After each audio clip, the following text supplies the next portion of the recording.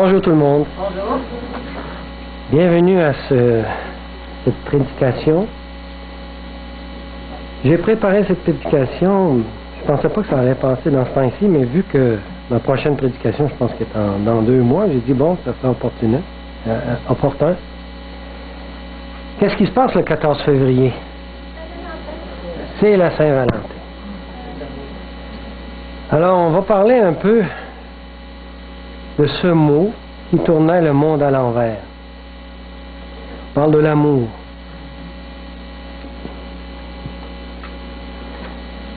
Le mot qui tournait le monde à l'envers.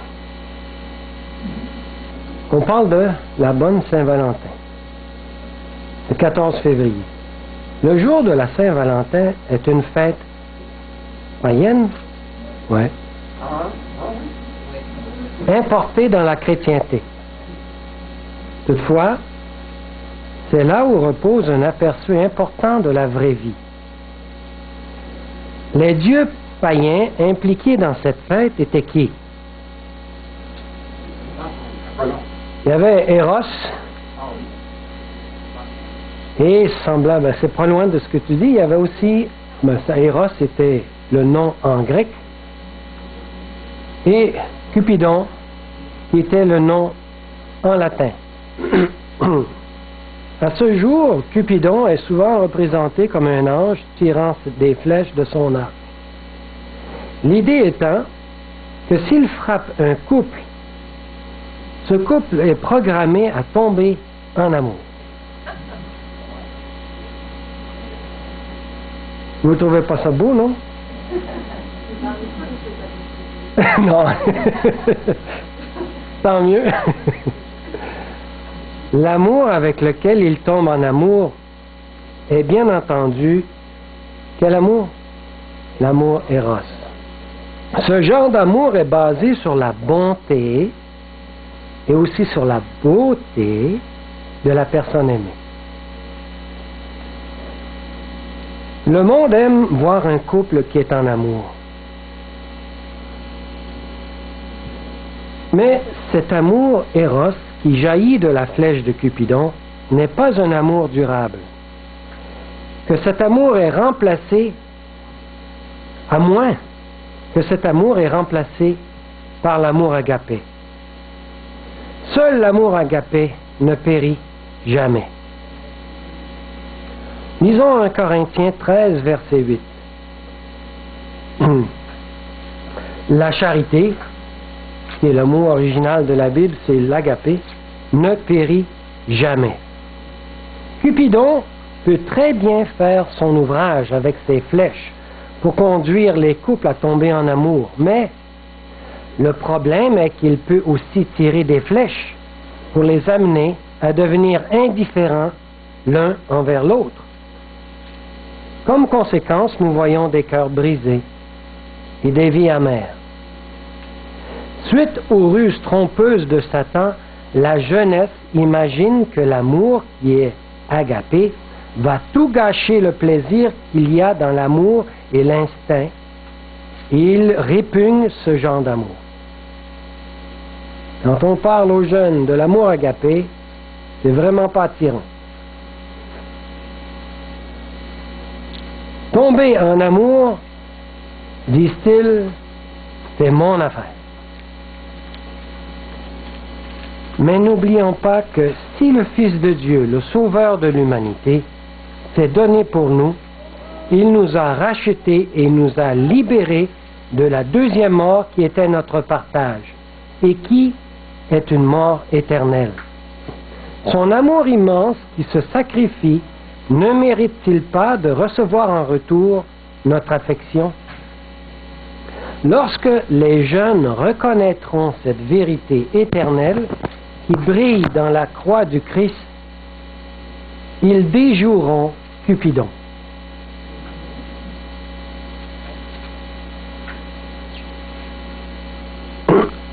Leur amour sera purifié de cet ennemi amer de l'amour qui est quoi? Quel est l'ennemi amer de l'amour? Exact. L'ego. Leur amour sera incomparablement délicieux. On parle de l'amour agapé. L'amour qu'ils connaîtront ensemble, que ce couple-là connaîtront ensemble, sera d'un tissu bien plus solide que tout métier sur cette terre ne puisse tisser. Leur amour sera comme celui décrit dans le Cantique des Cantiques de Salomon. Lisons-le. Car l'amour est fort comme la mort. Les grandes eaux ne peuvent éteindre l'amour. On ne parle pas de l'amour éros ici, on parle de l'amour agapé. Dans la nouvelle encyclique du pape Benoît XVI, un livre de 71 pages, nous y découvrons un thème qui est sur Éros et agapé. Intéressant? Deux idées opposées de l'amour. Ce document a développé un intérêt sur cette question dans le monde entier. L'idée fondamentale est basée sur la doctrine de l'immortalité naturelle de l'âme humaine. Nous savons que les catholiques croient cela. De cette croyance se développe l'enseignement de l'Église catholique romaine. Premièrement, la vénération des morts.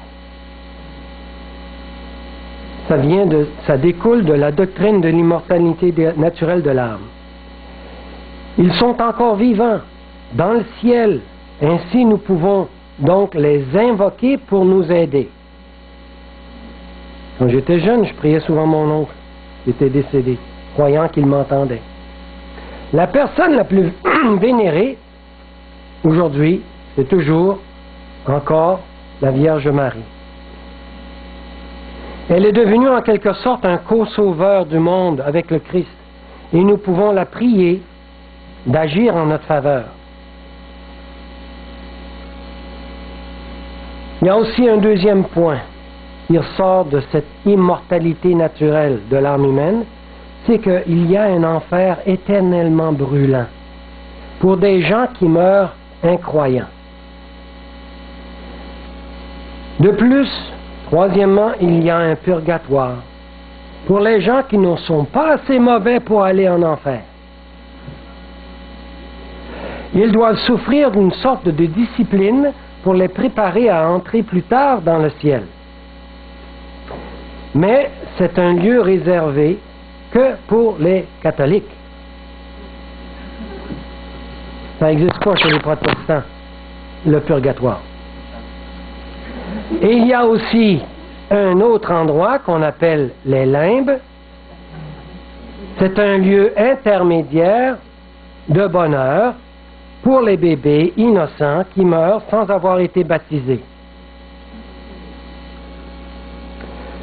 Cinquième point aussi, un vaste système d'offrandes pour apaiser la douleur des êtres chers qui sont où? Au purgatoire, bien sûr, parce qu'on veut les apaiser, la douleur, pour les préparer au ciel. Ces indulgences ont servi à un enrichissement phénoménal de l'Église catholique romaine. Nous aussi, nous avons écrit un livre sur l'agapé, qui est basé sur une doctrine pourtant contraire. Est-ce qu'ici, dans l'Église adventiste, on enseigne l'immortalité naturelle de l'âme? Absolument pas. Qu'est-ce qui se passe avec l'âme lorsqu'on meurt? Elle meurt. Elle n'existe tout simplement plus. Alors, lorsque je mourrai, priez pas Richard Lemay, il n'est pas là. Il dort. Ah, vous pouvez y penser. Cette doctrine enseigne que l'homme est par nature mortel et que l'immortalité est un don plutôt qu'une possession génétique inhérente. Quand on dit possession génétique, ça veut dire que c'est pas génétiquement dans nous qu'on devient immortel. Elle est un cadeau, l'immortalité. Elle est un cadeau donné par Christ à qui? Quiconque croit en lui. Tel est l'enseignement de Jean 3,16, afin que quiconque croit en lui ne périsse point, mais qu'il ait la vie éternelle. Donc, ce cadeau est à qui? Quiconque croit. Voyons ce que dit la Bible. Et puis, réjouissons-nous de cette merveilleuse idée. Nous lisons 1 Corinthiens 13, verset 1 à 3. Quand je parlerai les langues des hommes et des anges, si je n'ai pas l'amour agapé, je suis un airain qui résonne ou une cymbale qui retentit. Et quand j'aurai le don des prophéties, la science de tous les mystères et de toute la connaissance, quand j'aurai même toute la foi jusqu'à transporter des montagnes, si je n'ai pas l'amour agapé, je ne suis rien. Et quand je distribuerai tous mes biens pour la nourriture des pauvres, quand je livrerai même mon corps pour être brûlé, si je n'ai pas l'amour agapé, tout cela sert de rien. Même si les pauvres se sont enrichis, ça sert absolument à rien. On peut lire un autre verset, 1 Jean 4, versets 7 à 19. Bien-aimé, l'amour agapé est de Dieu, vient pas de l'homme. Et quiconque aime agapé est né de Dieu et connaît Dieu. Celui qui n'aime pas agapé, il n'a pas connu Dieu, car Dieu est agapé. L'amour agapé de Dieu a été manifesté envers nous en ce que Dieu a envoyé son Fils unique dans le monde, c'est Jésus, afin que nous vivions, comment? Par lui. Et cet amour agapé consiste non point en ce que nous avons aimé Dieu, ça ne dépend pas de nous, mais en ce qu'il nous a aimés, et il a envoyé son Fils comme victime expiatoire pour nos péchés. Voilà l'amour agapé. Elle ne vient pas de l'homme, elle vient d'en haut. Et Dieu est amour agapé. Et celui qui demeure dans l'amour agapé demeure en Dieu, et Dieu demeure en lui. C'est en cela que l'amour agapé est parfait en nous, afin que nous ayons de l'assurance au jour du jugement. La peur n'est pas dans l'amour agapé, mais l'amour parfait agapé bannit la peur. Car la peur suppose un châtiment, et celui qui a peur n'est pas parfait dans l'amour agapé. Pour nous, nous l'aimons agapé, parce qu'il nous a aimés agapé le premier.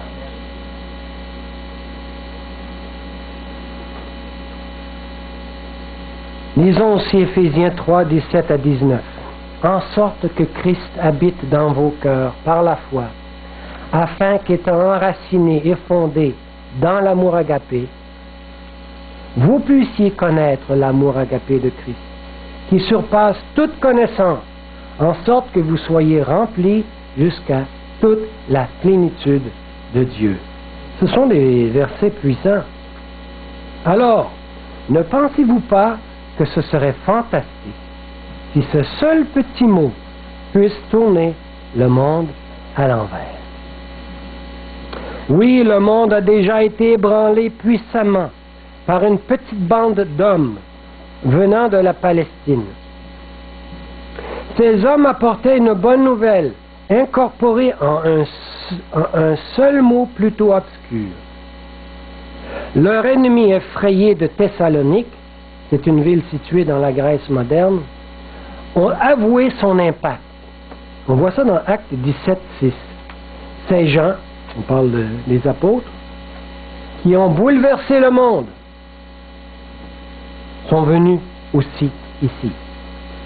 Alors, les païens disent que ces gens-là ont bouleversé le monde. Comment ont-ils bouleversé le monde? Les messagers qui étaient chargés de cette dynamite étaient les apôtres de Jésus-Christ, et en particulier Paul et son collègue Jean. Le mot qui a effectué ce puissant exploit était peu connu dans l'ancien monde gréco-romain. C'était un terme grec, agapé. Il signifiait amour, mais ce mot était révolutionnaire. Ce mot est venu bouleverser la conception spirituelle de l'amour divin. Il a accablé l'esprit des gens de cette époque en catalysant l'humanité en deux camps. Un camp pour l'idée céleste et l'autre contre cette idée céleste. Ceux qui étaient pour cette idée ont été rapidement transformés en joyeux adeptes de Jésus, prêts à perdre tous leurs biens, prêts à aller en prison même, et même prêts à être torturés jusqu'à mourir pour lui. Et ceux qui se sont rangés contre cette idée sont rapidement devenus cruels, sanguinaires et même persécuteurs. Et ceux qui ont vu la lumière dans le nouveau concept de l'amour agapé.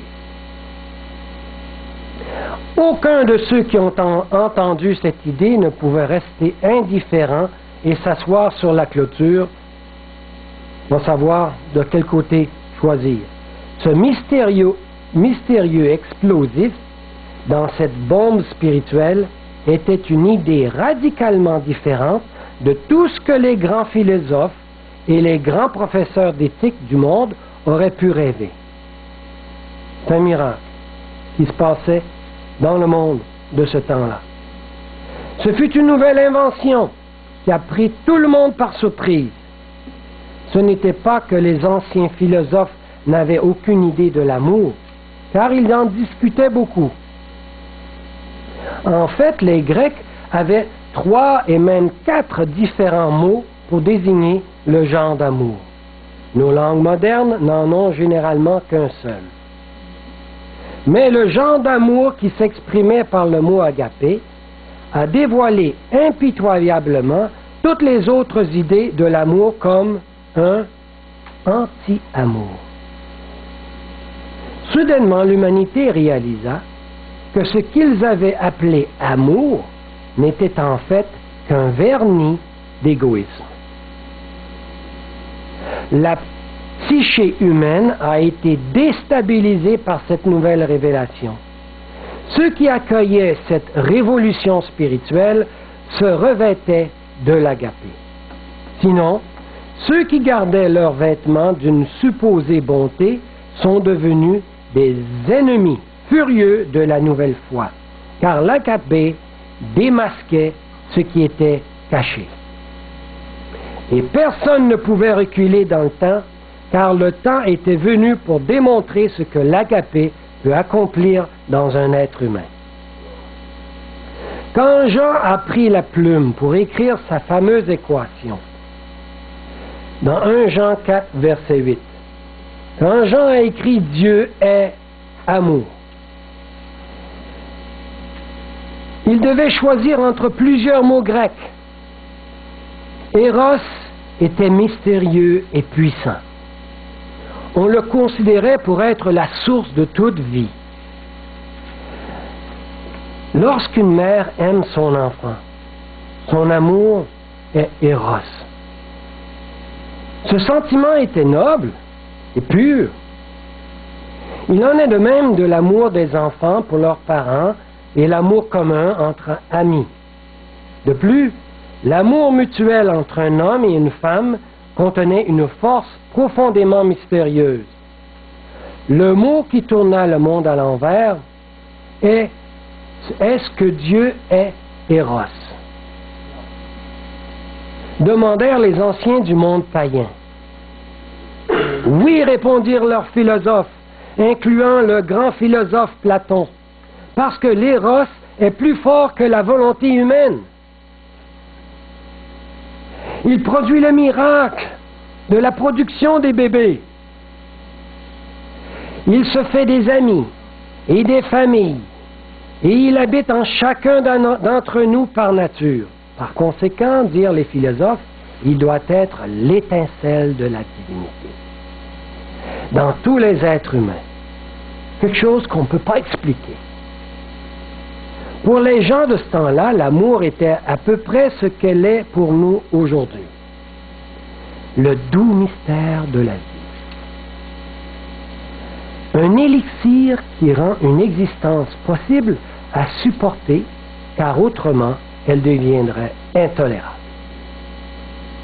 Platon espérait transformer le monde par une sorte d'amour qu'il considérait l'éros céleste. Plusieurs mots en découlent aujourd'hui qui ont un sens exclusivement sexuel.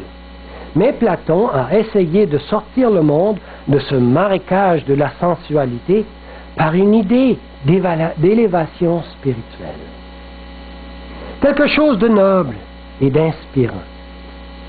Il a voulu élever l'homme à une sphère plus élevée en le libérant d'une luxure physique, étant attiré par un plus grand bien spirituel de l'âme. Mais Jean ne pouvait pas se résoudre à écrire que Dieu est Eros.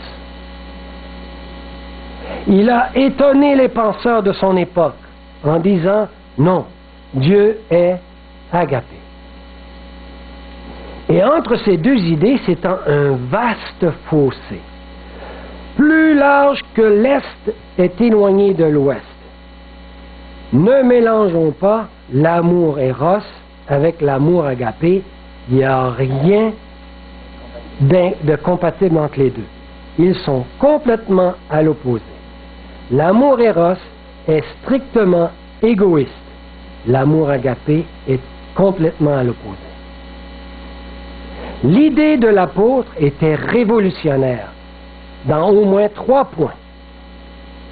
1. Il a d'audace. L'amour Agapé a de l'audace dans le jour du jugement.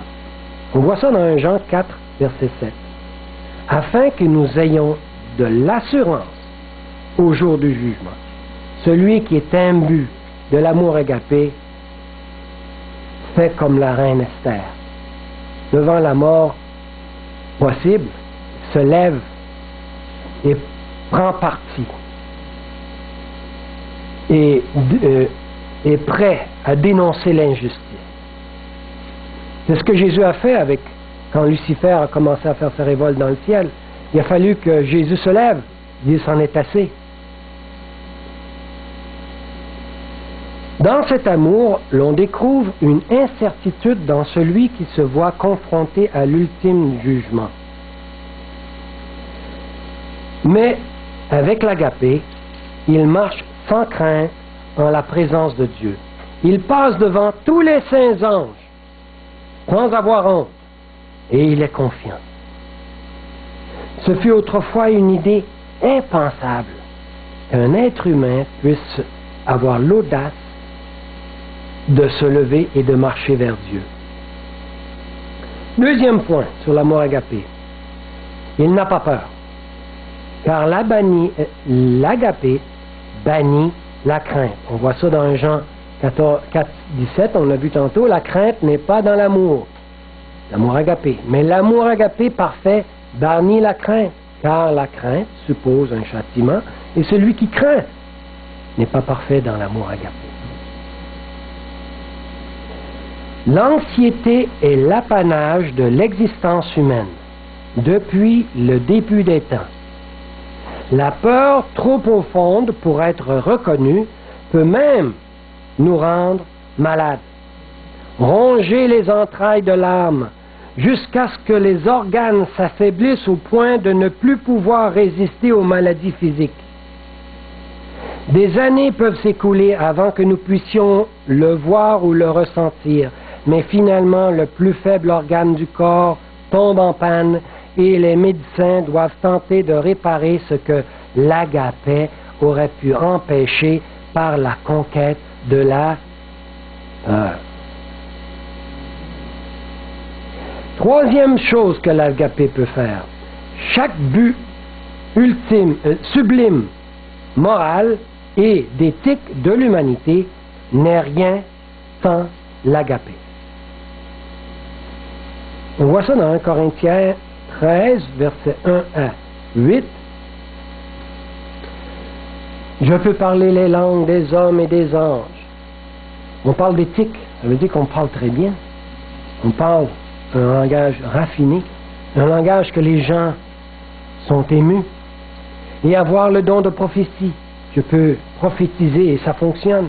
La science de tous les mystères, de toutes les connaissances, avoir la foi jusqu'à transporter les montagnes. Quand on parle de montagnes, c'est les péchés, alors j'ai la foi.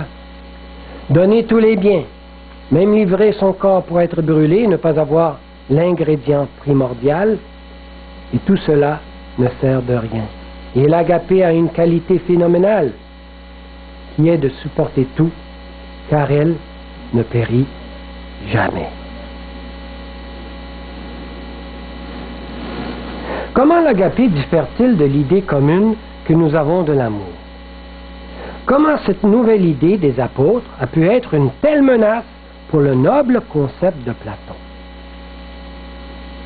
Dans la réponse se trouve le clair contraste entre les deux idées.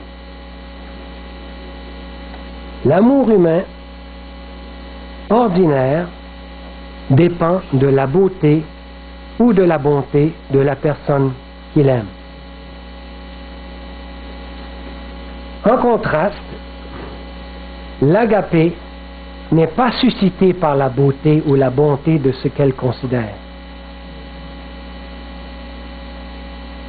Vous allez dire, mais comment on peut réussir à aimer quelqu'un qui est laid?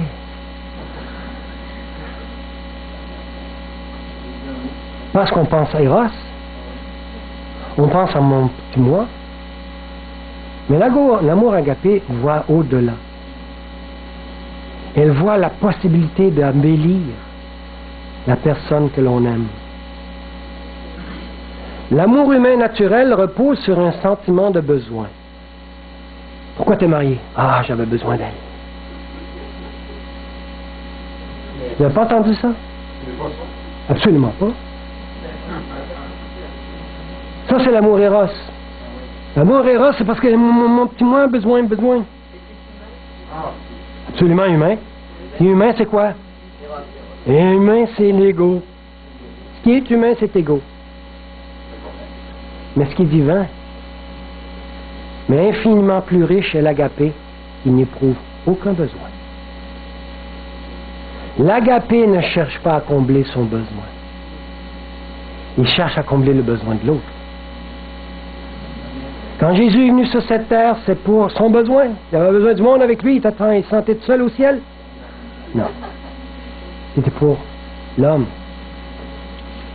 L'amour humain repose sur le sens des valeurs.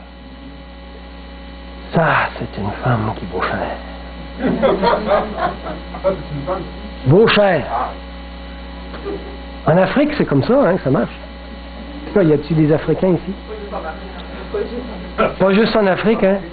Il y a des familles qui se dévouent corps et âme pour envoyer leurs filles dans l'université la plus élevée. Et quand arrive le moment du mariage, attendez-vous, il y a un prix. À coûte cher. C'est la fortune de la famille qui revient. Mais souvent, en tout cas, l'amour humain, ça aime parce que la personne, elle vaut quelque chose. Mais plutôt l'agapé, plutôt que de dépendre de la valeur de la personne aimée, l'agapé, au contraire, crée de la valeur.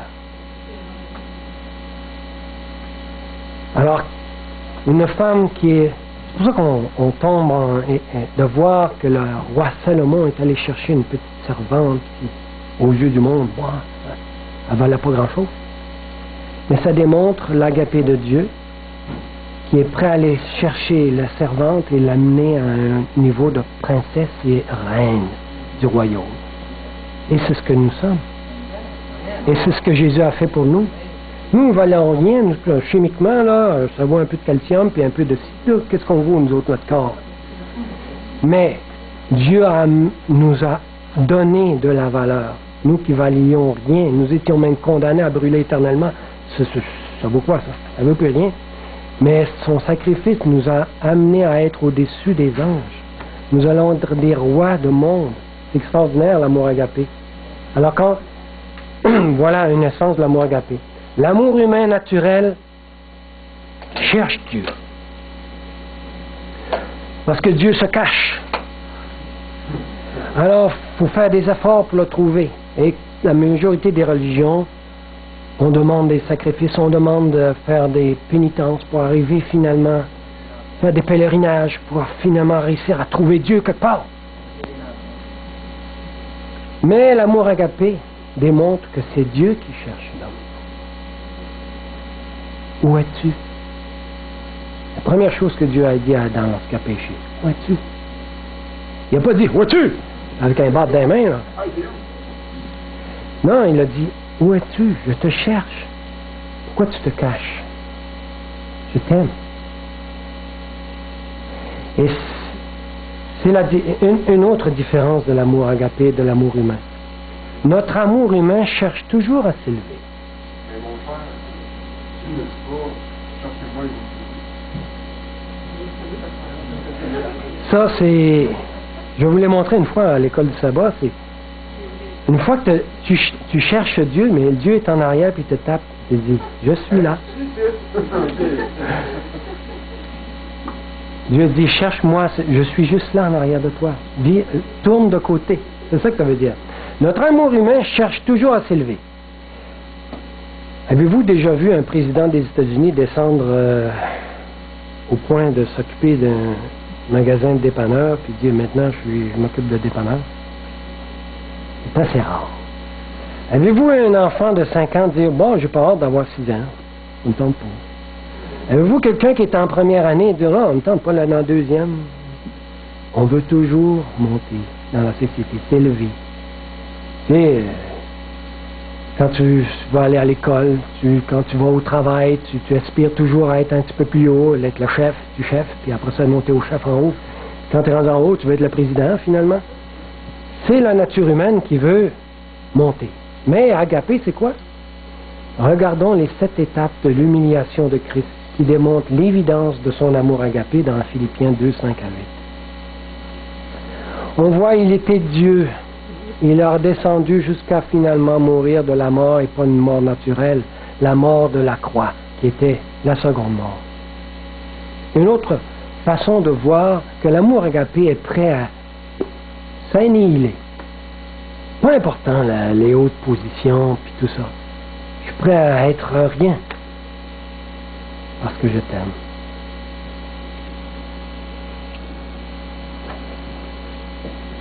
Alors on voit une différence nette entre l'amour éros et l'amour agapé.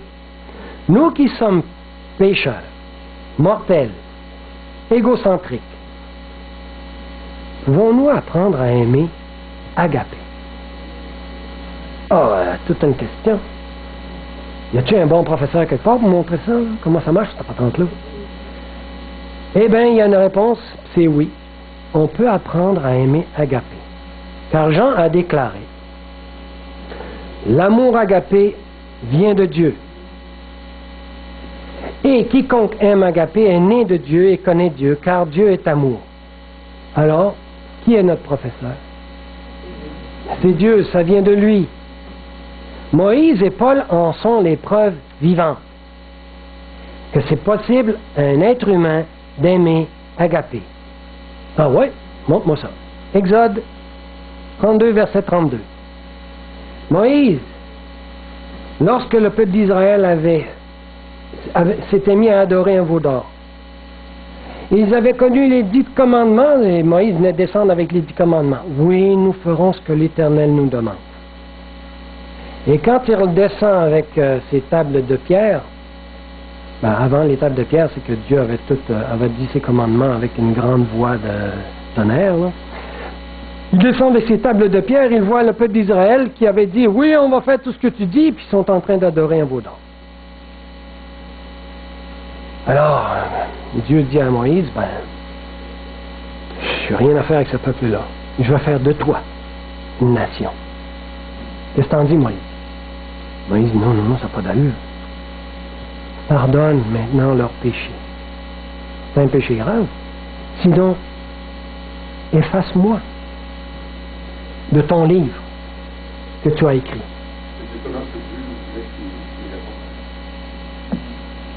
Ouais. Mais c'est pas humain, ça. C'est pas humain de dire, pas de problème, l'enfer, amène ça. On va vivre l'enfer. d'accepter de mourir éternellement, d'être effacé puis j'existe plus, c'est pas humain. C'est seul Dieu qui vit dans un être humain qui peut révéler une telle chose. Et il était le type de Jésus. Moïse a démontré que Jésus vivait en lui, parce qu'il avait dit. Et on voit aussi pour Paul.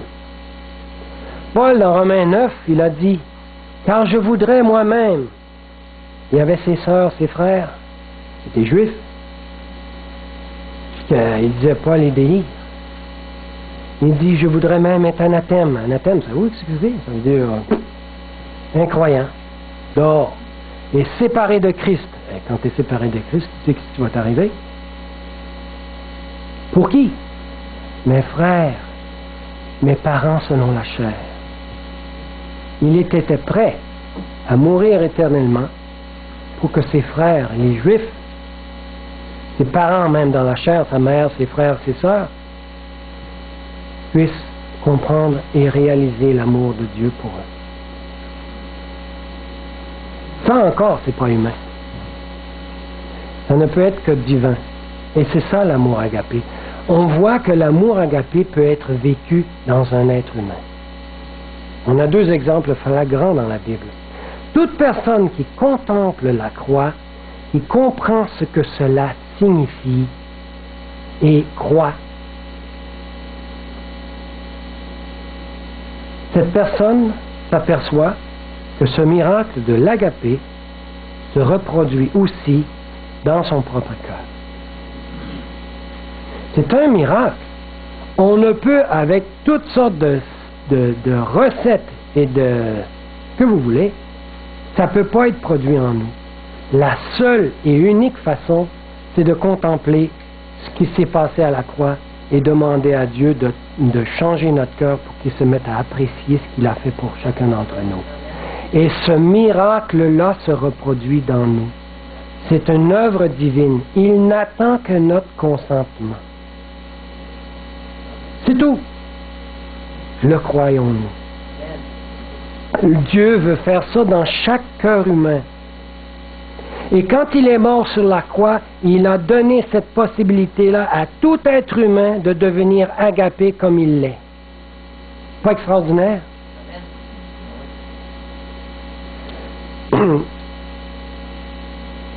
Voilà comment le monde sera tourné à l'envers. Lisons 2 Corinthiens 5, 14 à 15. Car l'amour de Christ nous presse. Où est-ce que c'est ça? L'agapé de Christ nous presse. C'est quand on contemple la croix. Cet amour nous presse, ça veut dire que ça se peut-tu? Moi, il faut que je fasse quelque chose. Parce qu'il est mort pour nous afin que nous ne vivions plus nous-mêmes, mais pour nous-mêmes. Mais, ça c'est l'amour éros. Mais pour celui qui est mort et ressuscité pour nous. Dorénavant, notre vie, nous la mettons au pied de la croix du Seigneur, prends ma vie. Et transforme-la. Fais de moi quelqu'un d'agapé. Il nous manque le point important du Nouveau Testament si nous manquons l'agapé en lui. Nous allons aussi rester dans l'ignorance de ce qu'est la foi, car la foi du Nouveau Testament est l'appréciation venant d'un cœur humain de l'agapé de Christ. C'est ça, la foi. On a beau dire la foi, non, c'est fait du bon. Moi, je sais pas. C'est de sauter dans le vide. Et je dis non, c'est pas ça la foi. Satan, il a fait exactement ça quand Dieu a fait le choix à Satan. Il a dit, tu t'en vas là, puis tu t'en vas dans le vide là. Reviens, Satan. Ben, il s'appelait Lucifer dans le temps. Reviens. Où tu t'en vas là? C'est la catastrophe totale. Et l'orgueil, ou je sais pas, l'orgueil, il voulait pas perdre la face, Lucifer dans le temps. Non, il a décidé, non, moi je continue, je saute dans le vide. Je ne sais pas où est-ce que je m'en vais, mais c'est là que je m'en vais. Et c'est ça, c'est pas de la foi. C'est exactement ce que Satan veut qu'on fasse. Sauter dans le vide, sans réfléchir. Mais la foi, c'est l'appréciation venant d'un cœur humain, le cœur comme pourri comme le vôtre, de l'agapé de Christ. Et ce cœur se transforme en appréciant ce que Jésus a fait pour nous. Il ne peut y avoir aucun changement réel de cœur dans la justification par la foi sans une véritable appréciation de son amour agapé. Le cœur de l'homme ne peut être changé sans ça, ou un changement réel. Nous vivons les derniers moments de cette terre. D'accord avec moi? L'Église, du reste, sera distincte parce qu'elle garde les commandements de Dieu et la foi de Jésus. On voit ça dans Apocalypse 14:12. Et la seule façon de vraiment garder les commandements de Dieu, c'est comment? C'est avec l'amour agapé. Si on garde les commandements de Dieu sans l'amour agapé, c'est un cymbale qui retentit, ça n'en vaut absolument rien. Ça produit l'effet contraire. On garde les commandements de Dieu pour notre ego. Moi, je veux avoir au moins un pied dans le ciel. Tu sais, je veux pas aller en enfer. J'ai peur d'aller en enfer. Moi, je veux la récompense. Vous trouvez pas ça égoïste? Bien sûr. Mais l'amour agapé, lorsque les commandements de Dieu sont gardés dans l'amour agapé, le commandement de Dieu devient une promesse. Je vais changer ton cœur et tu vas garder mes lois. Puis avec réjouissance, avec bonheur. Je te le promets. Je dis ça à Richard, à tout le monde. Je te le promets. Et la seule façon, car l'amour agapé, qu'est-ce qu'il dit le verset? Romains 13, verset 10, l'amour agapé est l'accomplissement de la loi. L'amour agapé, c'est l'accomplissement de la loi. On a beau exercer la loi, garder le sabbat, faire tout ce qu'il faut, on ne l'accomplit pas la loi, tant qu'on n'a pas l'agapé. Lorsqu'on sera agapé, on va l'accomplir la loi. Voici l'idée de base du dernier message de Dieu au monde. Seigneur, nous voulons que ce mot tourne nos vies à l'envers. Amen. Amen.